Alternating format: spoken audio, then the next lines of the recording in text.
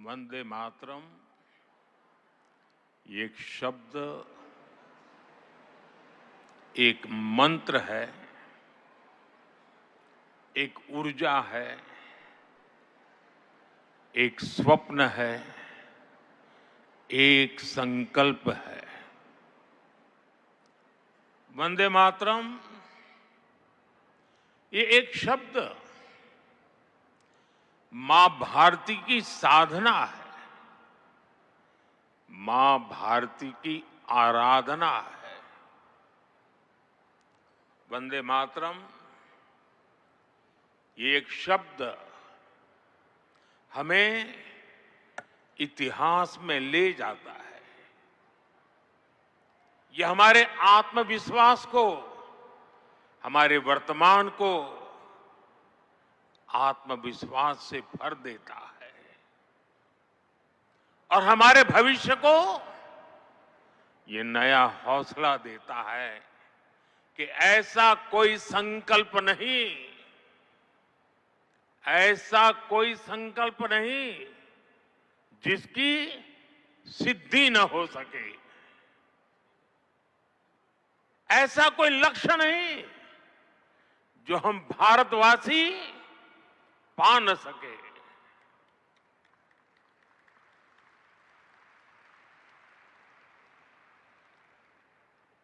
साथियों, वंदे मातरम के सामूहिक गान का ये अद्भुत अनुभव,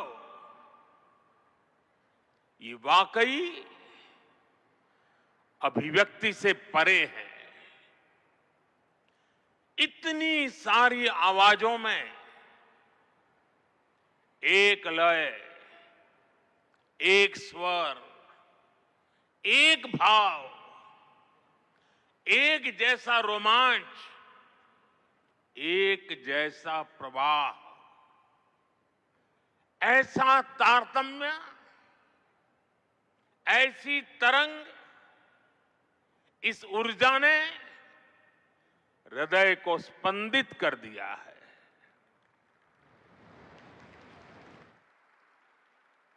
भावनाओं से भरे इसी माहौल में मैं अपनी बात को आगे बढ़ा रहा हूं। मंच पर उपस्थित कैबिनेट के मेरे सहयोगी गजेंद्र सिंह शेखावत, दिल्ली के उपराज्यपाल वीके सक्सेना, मुख्यमंत्री रेखा गुप्ता जी, अन्य सभी महानुभाव,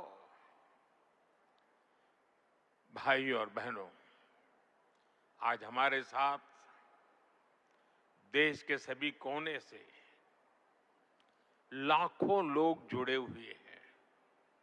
मैं उनको भी मेरी तरफ से वंदे मातरम से शुभकामनाएं देता हूं। आज 7 नवंबर का दिन बहुत ऐतिहासिक है। आज हम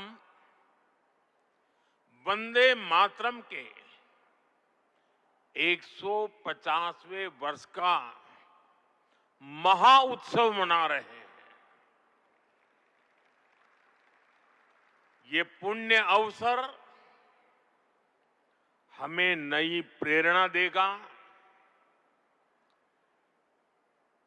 कोटि कोटि देशवासियों को नई ऊर्जा से भर देगा। इस दिन को इतिहास की तारीख में अंकित करने के लिए आज वंदे मातरम पर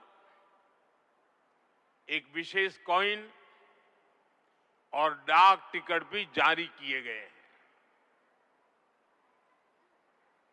मैं देश के लक्षावधि महापुरुषों को, मां भारती के संतानों को वंदे मातरम इस मंत्र के लिए जीवन खपाने के लिए आज श्रद्धापूर्वक नमन करता हूं और देशवासियों को इस अवसर पर बहुत बहुत बधाई देता हूं।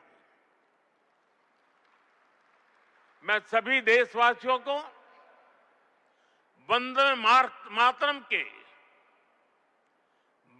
मातरम के 150 वर्ष पूरे होने पर बहुत बहुत शुभकामनाएं भी देता हूं। साथियों, हर गीत, हर काव्य का अपना एक मूल भाव होता है, उसका अपना एक मूल संदेश होता है। वंदे मातरम का मूल भाव क्या है? वंदे मातरम का मूल भाव है भारत मां भारती। भारत की शाश्वत संकल्पना, वो संकल्पना जिसने मानवता के प्रथम पहर से खुद को गढ़ना शुरू कर दिया, जिसने युगों युगों को एक एक अध्याय के रूप में पढ़ा, अलग अलग दौर में अलग अलग राष्ट्रों का निर्माण, अलग अलग ताकतों का उदय, नई नई सभ्यताओं का विकास, शून्य से शिखर तक उनकी यात्रा और शिखर से पुनः शून्य में उनका विलय, बनता बिगड़ता इतिहास, दुनिया का बदलता भूगोल, भारत ने ये सब कुछ देखा है। इंसान की इस अनंत यात्रा से हमने सीखा और समय समय पर नए निष्कर्ष निकाले। हमने उनके आधार पर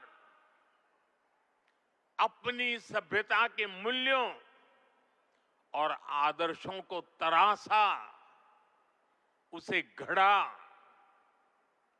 हमने, हमारे पूर्वजों ने, हमारे ऋषियों ने, मुनियों ने, हमारे आचार्यों ने, भगवंतों ने, हमारे देशवासियों ने अपनी एक सांस्कृतिक पहचान बनाई। हमने ताकत और नैतिकता के संतुलन को बराबर समझा और तब जाकर भारत एक राष्ट्र के रूप में वो कुंदन बनकर उभरा जो अतीत की हर चोट सहता भी रहा और सहकर भी अमरत्व को प्राप्त कर गया। भाइयों बहनों, भारत की ये संकल्पना, उसके पीछे की वैचारिक शक्ति है। उठती गिरती दुनिया से अलग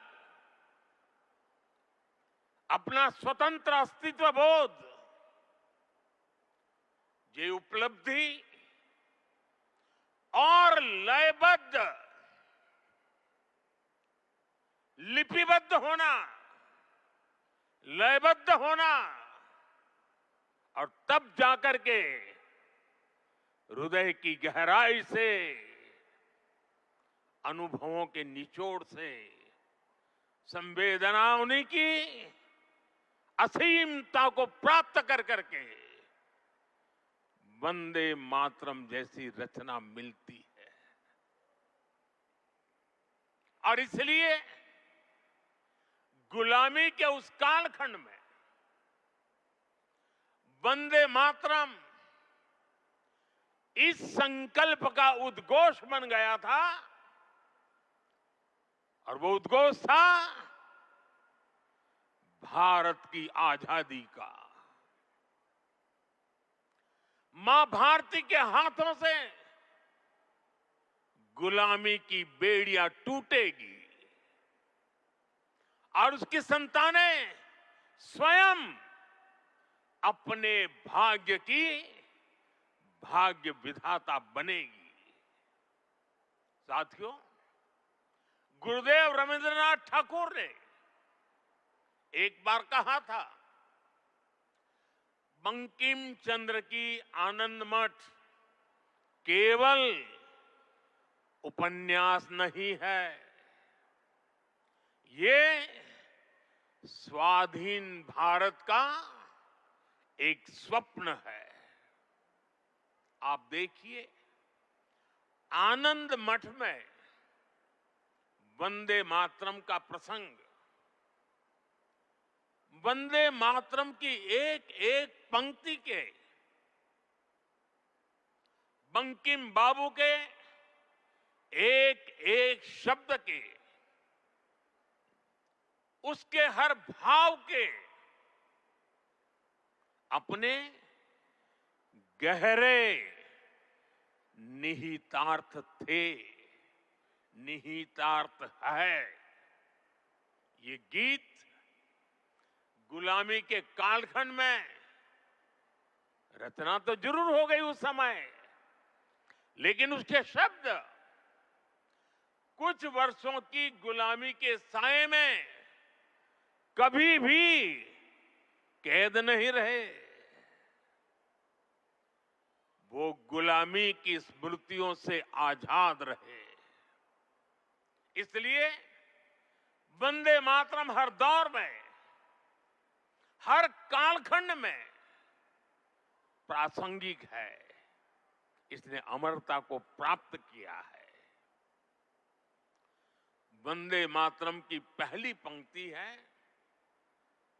सुजलाम सुफलाम मलयज शीतलाम सस्य श्यामलाम मातरम। अर्थात प्रकृति के दिव्य वरदान से सुशोभित हमारी सुजलाम सुफलाम मातृभूमि को नमन। साथियों, यही तो भारत की हजारों साल पुरानी पहचान रही है। यहां की नदियां, यहां के पहाड़, यहां के वन वृक्ष और यहां की उपजाऊ मिट्टी, ये धरती हमेशा सोना उगलने की ताकत रखती है। सदियों तक दुनिया भारत की समृद्धि की कहानियां सुनती रही थी। कुछ ही शताब्दी पहले तक ग्लोबल जीडीपी का करीब 1/4 हिस्सा भारत के पास था। लेकिन भाइयों बहनों, जब बंकिम बाबू ने वंदे मातरम की रचना की थी, तब भारत अपने उस स्वर्णिम दौर से बहुत दूर जा चुका था। विदेशी आक्रमणकारियों ने उनके हमले, लूटपाट, अंग्रेजों की शोषणकारी नीतियां, उस समय हमारा देश गरीबी और भूखमरी के चंगुल में करा रहा था। तब भी बंकिम बाबू ने उस बुरे हालात के स्थितियों में भी, चारों तरफ दर्द था, विनाश था, शोक था, सब कुछ डूबता हुआ नजर आ रहा था।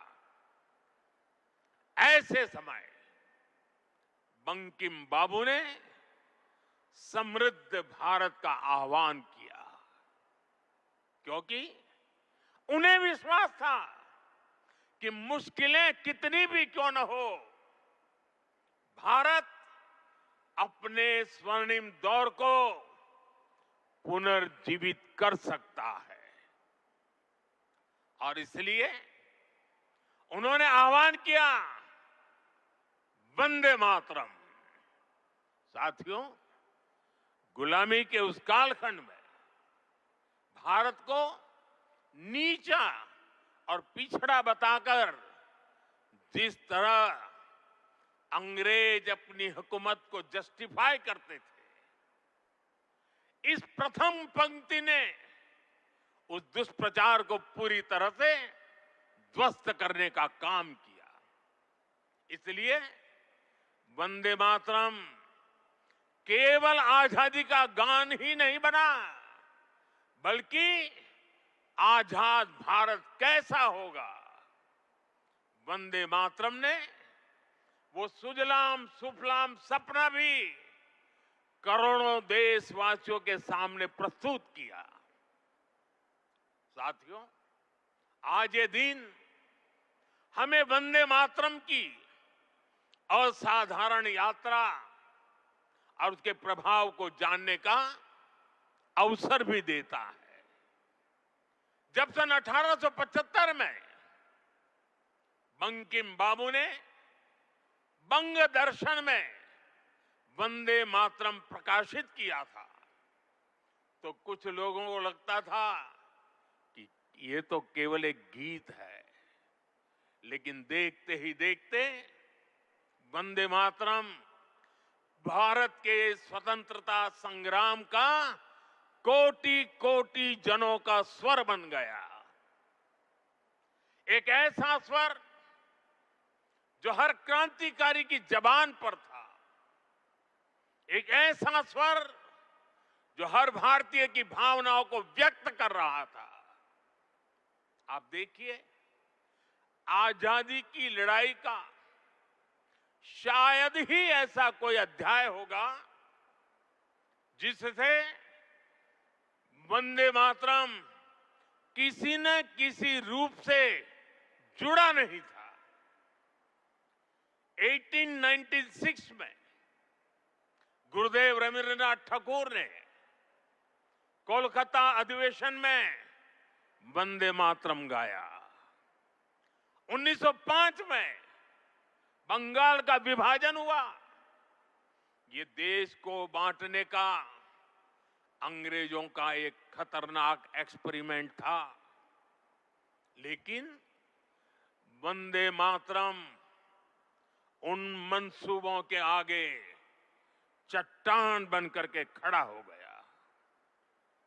बंगाल के विभाजन के विरोध में सड़कों पर एक ही आवाज थी, वंदे मातरम।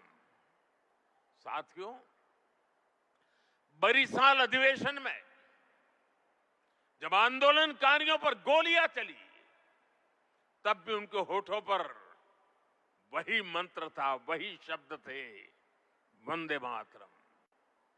भारत के बाहर रहकर आजादी के लिए काम कर रहे वीर सावरकर जैसे स्वतंत्र सेनानी, वो जब आपस में मिलते थे तो उनका अभिवादन वंदे मातरम से ही होता था। कितने ही क्रांतिकारियों ने फांसी के तख्त पर खड़े होकर भी वंदे मातरम बोला था।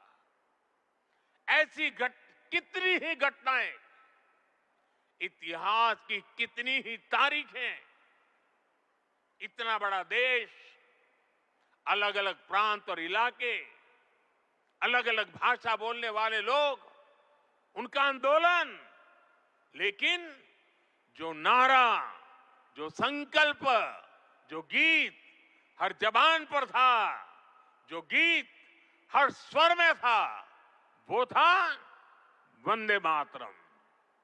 इसलिए भाइयों बहनों, 1927 में महात्मा गांधी ने कहा था, वंदे मातरम हमारे सामने संपूर्ण भारत का ऐसा चित्र उपस्थित कर देता है जो अखंड है। श्री अरविंदो ने वंदे मातरम को एक गीत से भी आगे उसे एक मंत्र कहा था। उन्होंने कहा, ये एक ऐसा मंत्र है जो आत्मबल जगाता है। भिकाजी कामा ने भारत का जो ध्वज तैयार करवाया था, उसमें बीच में भी लिखा था वंदे मातरम। साथियों, हमारा राष्ट्र ध्वज समय के साथ कई बदलावों से गुजरा, लेकिन तब से लेकर आज तक हमारे तिरंगे तक देश का झंडा जब भी फहरता है तो हमारे मुंह से अनायास निकलता है, भारत माता की जय, वंदे मातरम। इसलिए आज जब हम उस राष्ट्र गीत के 150 वर्ष मना रहे हैं, तो ये देश के महान नायकों के प्रति हमारी श्रद्धांजलि है